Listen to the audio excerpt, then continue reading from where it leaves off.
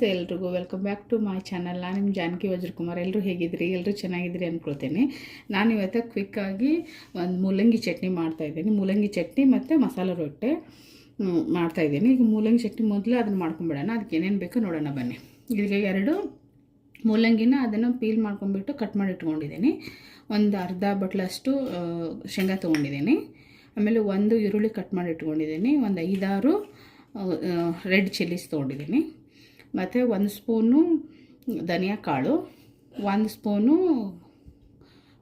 ಉದ್ದಿನಬೇಳೆ ಮತ್ತು 1 ಸ್ಪೂನ್ ಕಡಲೆಬೇಳೆ, ಅರ್ಧ ಸ್ಪೂನು ಜೀರಿಗೆ ಮತ್ತು ಒಂದು 1/4 ಸ್ಪೂನಷ್ಟು ಮೆಂತ್ಯಕಾಳು ಮತ್ತು 1 ಗಡ್ಡೆ ಬೆಳ್ಳುಳ್ಳಿ ಮತ್ತು 1 ಗಡ್ಡೆ ಈರುಳ್ಳಿ. ಈಗ ಫಸ್ಟ್ ಇದನ್ನು ಶೇಂಗಾ ನಾನು ಅಂದರೆ ಇದ್ರ ಜೊತೆಗೆ ಸರಿ ಫ್ರೈ ಆಗಂಗಿಲ್ಲ, ಇದಕ್ಕೆ ಕಡಿಮೆ ಟೈಮ್ ಬೇಕಲ್ಲ, ಅದು ಫಸ್ಟು ಶೇಂಗಾನ ಹುರ್ಕೊಳ್ಳೋಣ.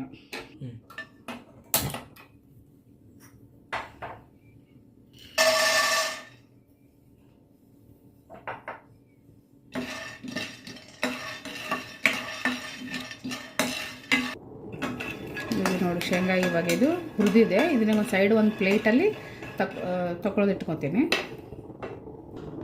ಈಗ ಕಡಲೆಬೇಳೆ ಹಾಕೋತೀನಿ.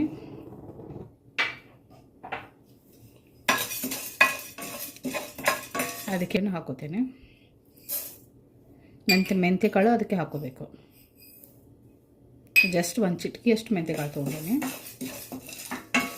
ಇದನ್ನು ಸ್ವಲ್ಪ ಒಂದು 30 ಸೆಕೆಂಡ್ ಹುರಿದ ತಕ್ಷಣ ಅದಕ್ಕೆ ಜೀರಿಗೆ ಮತ್ತು ಧನಿಯಾ ಕಾಳು ಹಾಕೋಬೇಕು.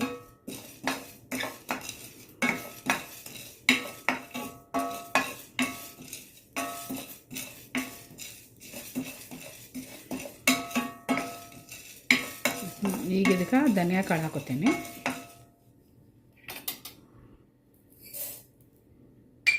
ಮತ್ತು ಜೀರಿಗೆ. ನಾವು ಚಟಪಟ ಸೌಂಡ್ ಕೇಳಿಸ್ತೇವೆ.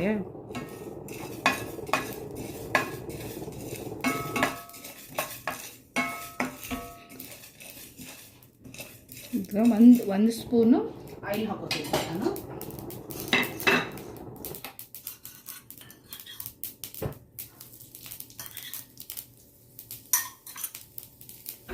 ಈಗ ಬೆಳ್ಳುಳ್ಳಿ ಹಾಕ್ತೇನೆ ಅದಕ್ಕೆ. ಆಮೇಲೆ ಈರುಳ್ಳಿನೇ ಇದಕ್ಕೆ ಹಾಕ್ಬಿಡ್ತೇನೆ. ಈಗ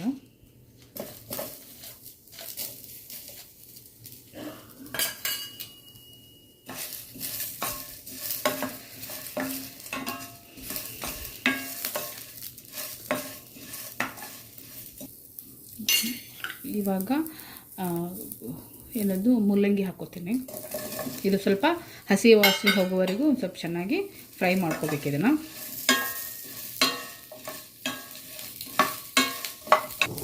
ಈಗ ಇದಕ್ಕೆ ಮೆಣಸಿನ್ಕಾಯಿ ಹಾಕೋತೀನಿ. ಸ್ವಲ್ಪ ಚೆನ್ನಾಗಿ ಫ್ರೈ ಮಾಡ್ಕೋಬೇಕು.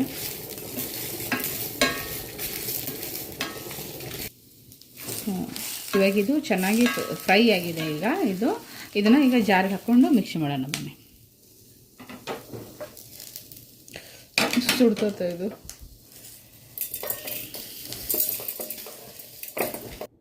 ಇವಾಗ ಇದು ಜಾರಿಗೆ ಹಾಕಿದ್ದೀನಿ. ಇನ್ನೂ ಸ್ವಲ್ಪ ಬಿಸಿ ಇದೆ. ಇದು ಆರ್ಲಿ ಅಲ್ಲಿ ತನಕ ಸೈಡ್ ಇಡೋಣ. ಅಷ್ಟೊತ್ತು ಇವಾಗ ರೊಟ್ಟಿಗೆ ಬೇಕಾಗಿ ಏನೇನು ಬೇಕೋ ಅದನ್ನು ರೆಡಿ ಮಾಡ್ಕೊಳ್ಳೋಣ. ಇವಾಗ ಮುಂಚೆ ಅದಕ್ಕೆ ಸ್ವಲ್ಪ ನಾನು ಶೇಂಗಾ ಬಿಡ್ತೀನಿ. ಇದಿರಲಿ, ನಾನು ಇದು ಮಲ್ಡಿದು ರಾಗಿದ್ದು ಅಂತ ಸಿರಿಧಾನ್ಯದ ಹಿಟ್ಟು ತೊಗೊಂಡಿದ್ದೆ. ಸಿರಿಧಾನ್ಯ ಅಂತಂದರೆ ಜೋಳ ಮತ್ತು ರಾಗಿ ಹಿಟ್ಟು ಅದನ್ನೊಂದು ಹಾಕಿಲ್ಲ, ಉಳಿದಿದ್ದೆಲ್ಲ ಹಾಕಿದ್ದೀನಿ. ಒಂದು ಪರ್ಲ್ ಮಿಲ್ಲೆಟ್ ಅಂದರೆ ಸಜ್ಜೆ, ನವಣೆ, ಕೋಡು, ಬರ್ನಾಡು, ಅರಕ್ಕ ಅದೆಲ್ಲ ಹಾಕಿದ್ದೇನೆ. ಅದನ್ನು ಹಾಕಿ ಎಲ್ಲ ಅರ್ಧ kg ತೊಗೊಂಡು ನಾನು ಮಿಕ್ಸಿ ಮಾಡಿಸಿರ್ತೇನೆ, ಮಷಿನ್ಗೆ ಹಾಕಿಸಿರ್ತೇನೆ. ಇದು ನನಗೆ ಎಷ್ಟು ಬೇಕೋ ನೋಡಿ. ಈಗ ನಾವು 5 ಜನ ಇದ್ದೀವಿ, ಅದಕ್ಕೆ ಅಷ್ಟು ತೊಗೊಂಡಿದ್ದೀನಿ. ಈಗ ನೀವು ಬೇಕಿದ್ದರೆ ಇದನ್ನು ಜೋಳದ ಹಿಟ್ಟಲ್ಲಿನೂ ಮಾಡ್ಬೋದು, ಅಕ್ಕಿ ಹಿಟ್ಟಲ್ಲಿನೂ ಮಾಡ್ಬೋದು. ಇದನ್ನ ಹಿಟ್ಟು ತೊಗೊಂಡಿದ್ದೀನಿ. ಅದಕ್ಕೆ ಸ್ವಲ್ಪ ಟೇಸ್ಟಿಗಿರಲಿ ಅಂಥೇಳಿ ಇದನ್ನು 1 ಸಣ್ಣ ಕಪ್ಪಾಗಷ್ಟು ಕಡಲೆ ಹಿಟ್ಟು ಅಂದರೆ ಹಸಿ ಕಡಲೆ ಹಿಟ್ಟು, ಬೇಸನ್ ಗ್ರಾಮ್ ಫ್ಲೋರ್ ತೊಗೊಂಡಿದ್ದೀನಿ. ಅದಕ್ಕೆ ಮತ್ತು 1 ಕಪ್ಪಾಗಷ್ಟು ಶೇಂಗಾ ಕಾಳು ಇದನ್ನು ಹುರಿದು ಹಾಕಬೇಕು. ಆಮೇಲೆ 2 ಗಡ್ಡೆ ಈರುಳ್ಳಿನ ಕಟ್ ಮಾಡಿ ಇಟ್ಕೊಂಡಿದ್ದೀನಿ. ಮತ್ತು ಒಂದು 7ರಿಂದ 8 ಮೆಣಸಿನ್ಕಾಯಿ ಹೆಚ್ಚಿಟ್ಕೊಂಡಿದ್ದೀನಿ. ಒಂದು 5-6 ಹೆಸರು ಕರಿಬೇವನ್ನ ಕಟ್ ಮಾಡಿ ಇಟ್ಕೊಂಡಿದ್ದೀನಿ. ಮತ್ತು ಒಂದು ಸ್ವಲ್ಪ ಕೊತ್ತಂಬರಿ ಕಟ್ ಮಾಡಿ ಇಟ್ಕೊಂಡಿದ್ದೀನಿ, ಒಂದು ದೊಡ್ಡದು ಒಂದು ಚಿಕ್ಕದು ಕ್ಯಾರೆಟನ್ನು ತುರಿದಿಟ್ಕೊಂಡಿದ್ದೀನಿ. ಇದು ಸೌತೆಕಾಯಿನೂ ತುರಿದು ಇಟ್ಕೋಬೇಕು, ಬಟ್ ಇದು ನೀರಾಗುತ್ತೆ ಅಂಥೇಳಿ ಡೈರೆಕ್ಟಾಗಿ ಆ ಹಿಟ್ಟಲ್ಲೇ ತುರಿತೀನಿ ನಾನು. ಈಗ ಫಸ್ಟು ಶೇಂಗಾನ ಹುರ್ಕೊಳ್ಳೋಣ ಬನ್ನಿ. ಇದು ಒಂದು ಬಟ್ಟೆ ತೊಗೊಂಡಿದ್ದೀನಿ.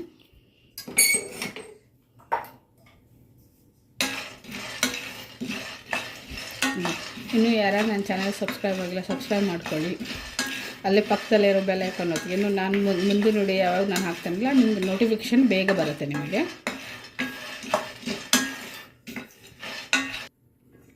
ಇದು ಶೇಂಗಾ ಇವಾಗ ಹುರ್ಕೊಂಡು ಸ್ವಲ್ಪ ತರಿ ಪೌಡರ್ ತರಿ ಅಂದರೆ ಆಲ್ಮೋಸ್ಟ್ ಸ್ವಲ್ಪ ದಿನ ಇರಬೇಕು, ಅದು ಪೌಡರ್ ಏನಾಗಬಾರ್ದು, ಜಸ್ಟ್ ಒಂದು ಮಿಕ್ಸಿ ಅಷ್ಟು ಮಾಡಿ ಹಾಕಬೇಕು. ಇದು ಬಾಯಿಗೆ ಸಿಕ್ಕರೆ ರೊಟ್ಟಿ ತುಂಬ ಟೇಸ್ಟಿ ಬರುತ್ತೆ, ತುಂಬ ಚೆನ್ನಾಗಿರುತ್ತೆ, ಮಕ್ಕಳು ಇಷ್ಟಪಟ್ಟು ತಿಂತಾರೆ. ಇದೀಗ ಆಯ್ತು, ಇದು ಆರಕ್ಕೆ ಸೈಡಲ್ಲಿ ಇರೋಣ. ಈಗ ಕಡಲೆ ಹಿಟ್ಟು ಹಾಕಿದ್ದೀನಲ್ಲ ಅದನ್ನು ಚೆನ್ನಾಗಿ ಮಿಕ್ಸ್ ಮಾಡ್ಕೋಬೇಕು. ನಾವು ಜೋಳದಿಟ್ಟು ಹೀಗೆ ರೊಟ್ಟಿ ಮಾಡ್ಕೊಂಡು ತಿಂತೇವೆ, ಮತ್ತು ರಾಗಿ ಹಿಟ್ಟು ಮುದ್ದೆ ಎಲ್ಲ ತಿಂತೇವಲ್ಲ, ಅದನ್ನು ಯೂಶ್ವಲಿ ಯೂಸ್ ಮಾಡ್ತಾ ಇರ್ತೇವೆ ರೆಗ್ಯುಲರಾಗಿ. ಅದಕ್ಕೋಸ್ಕರ ಇದನ್ನ ಸಿರಿಧಾನ್ಯಗಳನ್ನು ಅದನ್ನು ಯೂಸ್ ಮಾಡಲ್ಲ, ಅದಕ್ಕೆ ಈ ರೀತಿಯಾಗಿ ಯೂಸ್ ಮಾಡ್ತೀನಿ ನಾನು.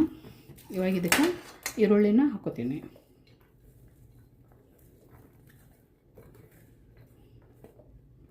ಮತ್ತು ಮೆಣಸಿನ್ಕಾಯಿ ಎಲ್ಲ ಹಾಕ್ಕೊಂಡ್ಬಿಡ್ಬೇಕು.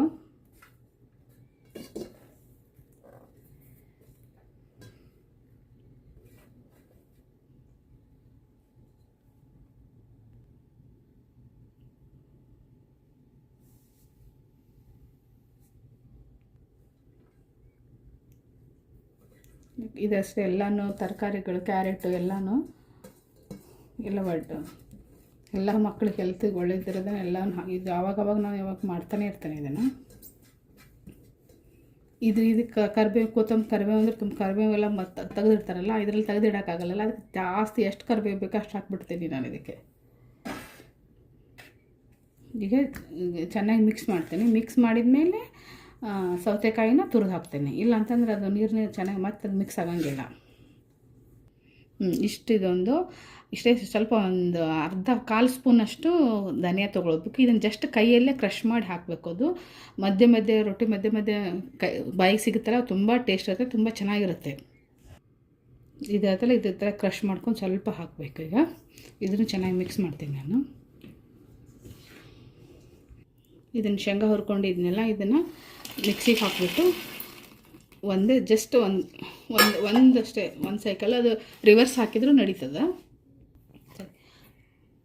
ನೋಡಿ ಇದು ಫ್ರೆಂಡ್ಸ್ ಹೆಂಗೆ ಎಲ್ಲ ಹಾಗೆ ಇದೆಲ್ಲ ಕಾಳು ಇದೇ ಥರ ಜಸ್ಟ್ ಒಂದೇ ರಿವರ್ಸಲ್ಲಿ ತೊಗೊಂಡು ಅಷ್ಟು ಮಾಡಿದರೆ ಸಾಕು. ಇದನ್ನೀಗ ಇದಕ್ಕೆ ಹಾಕೋತೀನಿ ನಾನು.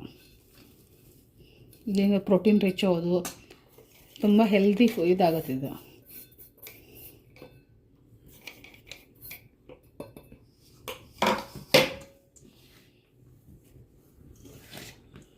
ಈಗ ಉಪ್ಪು ಹಾಕ್ಕೊಳ್ತೇನೆ.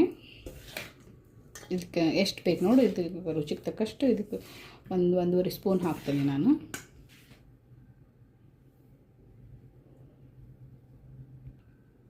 ಇವಾಗ ಇದನ್ನು ಇದು ಸೌತೆಕಾಯಿನ ಡೈರೆಕ್ಟಾಗಿ ತುರ್ಕೊಂಡ್ಬಿಡ್ತೇನೆ ನಾನು.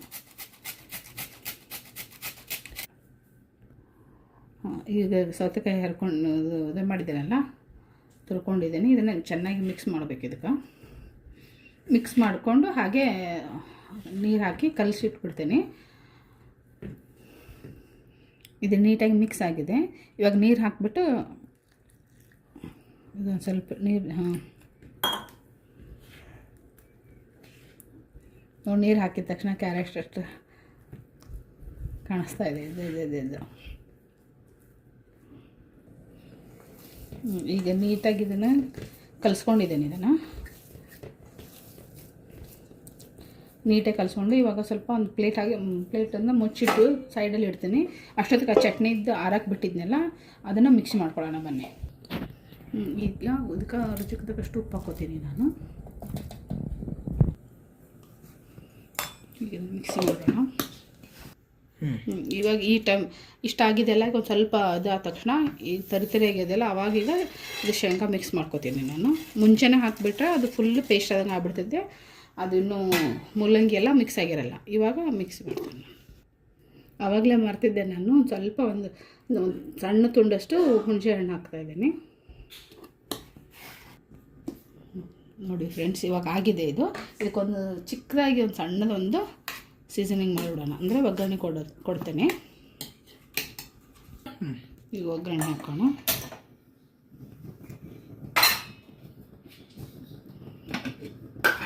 ಒಂದು ಚಿಕ್ಕ ಸ್ಪೂನಿಲ್ಲೇ ಆಯಿಲ್ ಹಾಕ್ತೇನೆ. ಇದಕ್ಕೊಂದು ಸ್ವಲ್ಪ ಸಾಸಿವೆ ಹಾಕ್ತೇನೆ. ಮತ್ತು ಒಂದೆರಡು ರೆಡ್ ಚಿಲ್ಲಿ ಹಾಕೋತೀನಿ ಒಗ್ಗರಣೆಗೆ.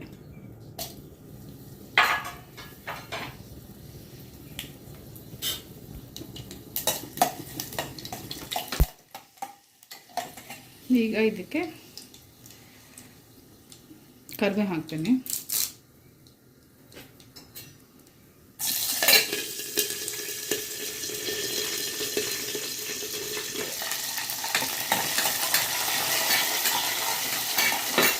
ಈಗ ಇದಕ್ಕೆ ಒಂದು ಚಿಕ್ಕಿ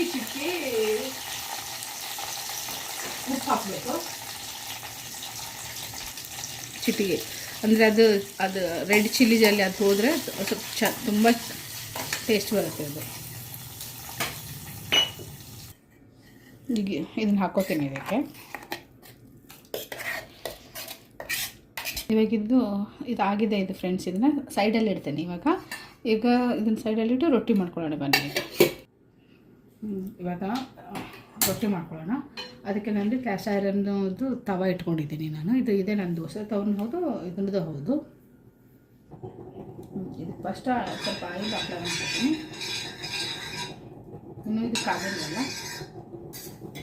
ಫಸ್ಟ್ ಫ್ರೈ ಮಾಡ್ಕೊಳ್ಳೋಣ.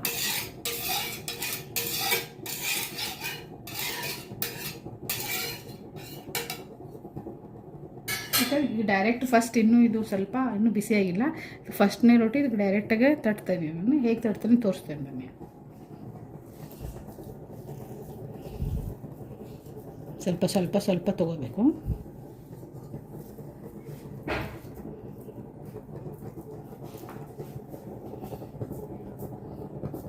ಸ್ವಲ್ಪ ಕೈ ನೀರು ಹಚ್ಕೋತೀನಿ.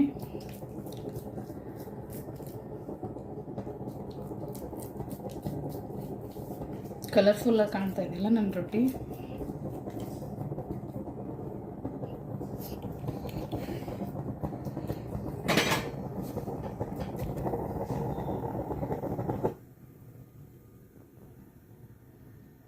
ಇಲ್ಲಿ ಮಧ್ಯೆ ಒಂದೆರಡು ಹೋಲ್ ಮಾಡ್ಕೋಬೇಕು ಇದು, ಅಂದರೆ ನೀಟಾಗಿ ಬೇಯಲಿಕ್ಕೆ ಅಂಥೇಳಿ. ಒಂದು ಸ್ವಲ್ಪ ಇವಾಗ ಆಯಿಲ್ ಹಾಕೋತೀನಿ. ಇದು ಶೇಂಗಾ ಎಣ್ಣೆ, ಇದು ಫುಡ್ ಪ್ರೆಸ್ಡ್ ಆಯಿಲು. ಇಲ್ಲೇ ಹಂಗೆ ಪ್ಯಾರಲಲ್ಲಾಗಿ ಇಲ್ಲಿ ಪಕ್ಕಕ್ಕೆ ಇನ್ನೊಂದು ರೊಟ್ಟಿ ಮಾಡ್ಕೋತೀನಿ. ಅದಾಗೋ ಹೊತ್ತಿಗೆ ಇಲ್ಲಿ ಬಟರ್ ಪೇಪರ್ ಇರ್ತದಲ್ಲ, ಬಟರ್ ಪೇಪರ್ಗೆ ಈ ಥರ ಸ್ವಲ್ಪ ನೀರು ಹಚ್ಕೋಬೇಕು.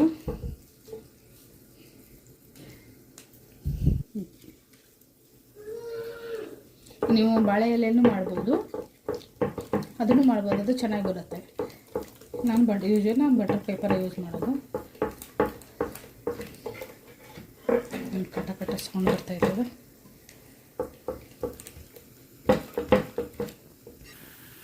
ಈ ಟೈಮಲ್ಲಿ ಸ್ವಲ್ಪ ಈಗ ನಾನು ಇದನ್ನು ಬೆಣ್ಣೆ ಹಚ್ಕೋತೀನಿ. ಯೂಶ್ವಲಿ ನಾನು ಎಣ್ಣೆ ಈ ಥರ ರೊಟ್ಟಿ ದೋಸೆ ಎಲ್ಲ ಮಾಡಿದರೆ ಎಣ್ಣೆ ತುಂಬ ಕಡಿಮೆ ಯೂಸ್ ಮಾಡೋದು. ನಾನು ಯೂಶ್ವಲಿ ಬಟರ್ ಜಾಸ್ತಿ ಯೂಸ್ ಮಾಡೋದು. ಏನೇ ಇದ್ರೆ ಎಲ್ಲ ಗುಡ್ ಫ್ಯಾಟು.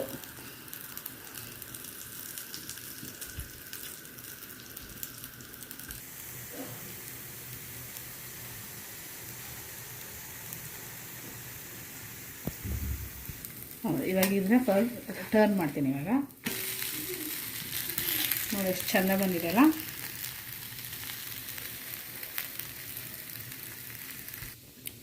ಇವಾಗ ಇದು ಆಯ್ತು. ಇವಾಗ ತಗೊಳ್ಳೋಣ ಇದನ್ನು. ಎಷ್ಟು ಸ್ಮೂತಾಗಿ ಬಂದಿದೆ ನೋಡಿ.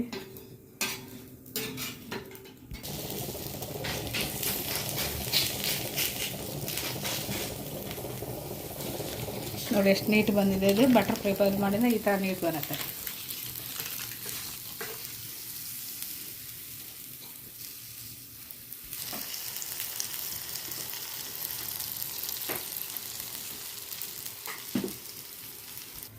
ಇವಾಗ ಇದನ್ನು ಚಟ್ನಿನ ಬೌಲಿಗೆ ಸರ್ವ್ ಮಾಡ್ಕೊತಾ ಇದ್ದೀನಿ ನಾನು.